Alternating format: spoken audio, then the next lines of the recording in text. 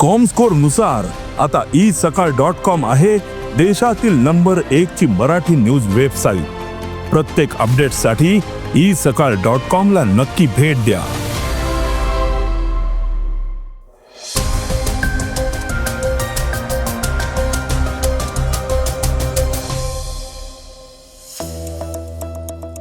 बिहार भवन दिलं, कोळी भवन केव्हा, असा कोळी समाजाने राज्य सरकारला सवाल केलाय। मानवी मेंदूतील जैविक माहिती एकत्र मिळणारे, भारतीय दूतावासावर हल्ला आणि तिरंग्याचा अपमान केलाय। नागरी विमान वाहतूक महासंचालनालयाने airline transport pilot licence digital केलं। पुणे विद्यापीठ चौकाला वाहतूक कोंडीतून दिलासा मिळणारे, बांगलादेशला आर्थिक नुकसानीचाही फटका बसलाय। वेळेच्या शिस्तीवर नाना पाटेकर ठाम आहेत। या बातम्या आपण आजच्या पॉडकास्टमध्ये ऐकणार आहोत। नमस्कार, मी अनिरुद्ध गद्रे। आज 23 जानेवारी, वार शुक्रवार। तुम्ही ऐकत आहात देशातील number 1 Marathi news website isakal.com चं पॉडकास्ट।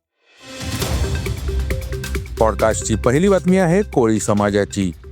कोळी भवन ही भीक नव्हे तर मराठी अस्मितेचा हक्क आहे। ज्याप्रमाणे बिहार भवनसाठी पायघड्या अंथरल्या, त्याचप्रमाणे आमच्यासाठी कोळी भवन बांधा, अशी मागणी मुंबईतील कोळी बांधवांनी केली आहे। बिहार भवनला सवलतीच्या दरात जमीन देण्यासंदर्भात सकाळमध्ये वृत्त प्रसिद्ध होताच कोळी समाजासह मुंबई पोर्ट ट्रस्टच्या कर्मचारी संघटनाही आक्रमक झाल्या आहेत। या दोन्ही संघटनांनी आपल्या मागणीसाठी केंद्र आणि राज्य सरकारकडे तातडीचा पत्रव्यवहार केलाय।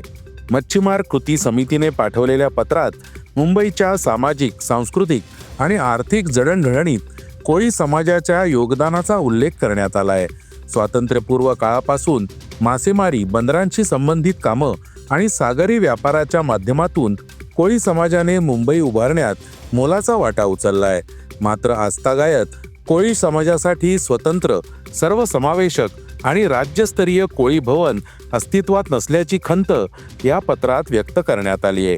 मुंबई पोर्ट प्राधिकरणाच्या मालकीची योग्य आणि मोक्याची जमीन कोळी भवनसाठी देण्यात यावी, यासाठी राज्याच्या अर्थसंकल्पात किमान 300 कोटी रुपयांची विशेष तरतूद करण्याची मागणी करण्यात आली आहे। पॉडकास्टची दुसरी बातमी आहे IIT मुंबईची। मानवी मेंदूशी निगडीत जनुकांपासून प्रथिनांपर्यंत विविध प्रकारची जैविक माहिती एका ठिकाणी एकत्रित करणारा ब्रेनप्रॉट 3.0 IIT मुंबईतील संशोधकांनी विकसित केलाय। डेटाबेस असलेल्या या ब्रेनप्रॉटमधून निरोगी आणि व्याधीग्रस्त अशा दोन्ही स्थितीमधील मानवी मेंदूच्या कार्याविषयी पद्धतशीरपणे जाणून घेणे शक्य होण्यास मदत मिळणार आहे। तसंच अल्झायमर, पार्किन्सन्स रोग किंवा मेंदूतील गाठी यांसारख्या मेंदूच्या आजारांचा अभ्यासही यामुळे सोपा होणार आहे। IIT मुंबईतील जैवशास्त्र आणि जैव अभियांत्रिकी विभागातील प्राध्यापक संजय श्रीवास्तव यांच्या नेतृत्वाखालील गटाने हे ब्रेनप्रॉट विकसित केलंय। यासाठी त्यांनी परदेशातील काही संशोधन संस्थांचंही सहकार्य घेतलंय। ब्रेनप्रॉट ही जिनोमिक्स, ट्रान्सक्रिप्टोमिक्स, प्रोटिओमिक्स तसंच जैवचिन्हक संशोधन आणि बहुविध डेटाबेसमधील अनेक आजारांविषयीची माहिती एका पोर्टलमध्ये समाकलित करणारी पहिलीच प्रणाली असल्याचं संशोधक प्राध्यापकांचं म्हणणं आहे। पॉडकास्टची तिसरी बातमी आहे झाग्रेबमधील। क्रोएशियाची राजधानी झाग्रेब येथील भारतीय दूतावासावरील हल्ल्याचा भारतीय परराष्ट्र मंत्रालयाने तीव्र निषेध केलाय। व्हिएन्ना कराराचा हवाला देत भारताने क्रोएशियाला फटकारलं। परराष्ट्र मंत्रालयाने म्हटलंय की व्हिएन्ना करार राजनैतिक परिसरांचं संरक्षण करण्याचे आदेश देतो। भारताने हा मुद्दा क्रोएशियन अधिकाऱ्यांसमोर उपस्थित केलाय। गुन्हेगारांवर कठोर कारवाई करण्याची मागणी केली आहे। काही भारत विरोधी घटकांनी दूतावासाबाहेरील भारतीय तिरंगा ध्वज काढून टाकला, तिथे स्वतःचा ध्वज फडकवला। परराष्ट्र मंत्रालयाने हे कृत्य घृणास्पद आणि बेकायदेशीर असल्याचं म्हटलंय। भविष्यात अशा घटना रोखण्यासाठी भारताने क्रोएशियन अधिकाऱ्यांना या प्रकरणाची गांभीर्याने चौकशी करण्यास सांगितलंय। भारत सरकारने क्रोएशियाला आंतरराष्ट्रीय नियमांची आठवण करून दिली आहे, ज्यामध्ये म्हटलंय की कोणत्याही देशातील कोणताही दूतावास पूर्णपणे सुरक्षित असला पाहिजे। व्हिएन्ना करारानुसार दूतावासाचे संरक्षण करणे आणि बाहेरील हस्तक्षेप रोखणे ही यजमान देशाची जबाबदारी आहे, असं भारताने स्पष्ट केलंय. या मुद्द्यावर भारताने क्रोएशिया सरकारकडे तीव्र निषेध व्यक्त केलाय. पॉडकास्टची चौथी बातमी आहे एअरलाईन वैमानिकांची.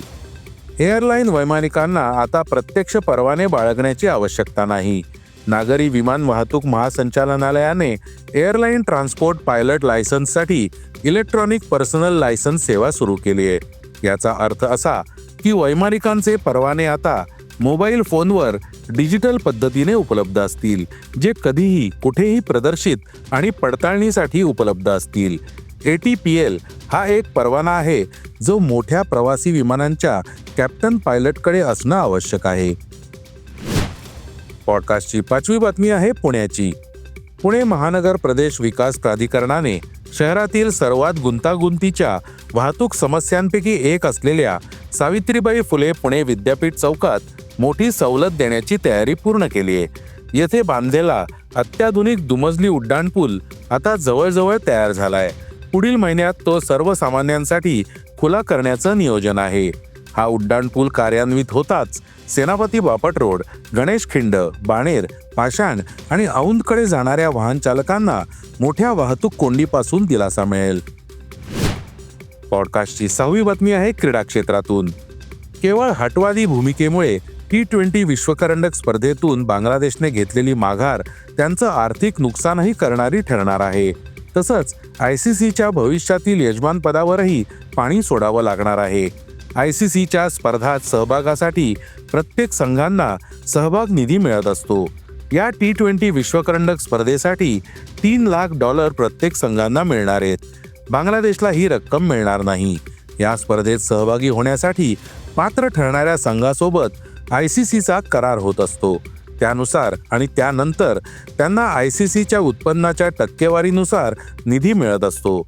बांगलादेश मंडळाने करारच मोडल्यामुळे त्यांना 2024 ते 2027 या ICCच्या मॉडेलनुसार मिळणाऱ्या $20 दशलक्ष मुकावं लागेल.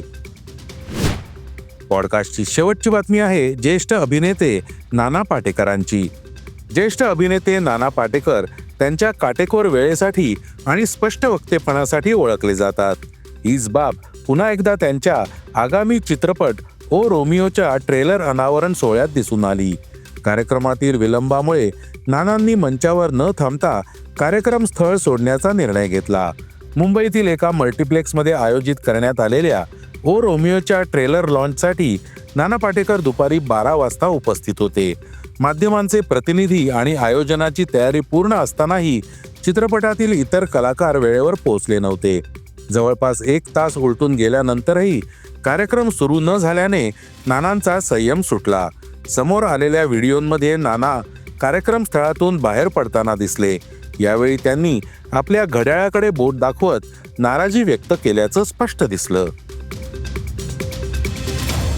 हे होतं isakal.comचं पॉडकास्ट, अर्थात सकाळचं पॉडकास्ट. उद्या पुन्हा भेटूयात. हे पॉडकास्ट तुम्हाला कसं वाटलं जरूर कळवा. त्याला रेटिंग द्या आणि इतरांना रेकमेंड करा. धन्यवाद. Script and research by Vrushal Karmarkar.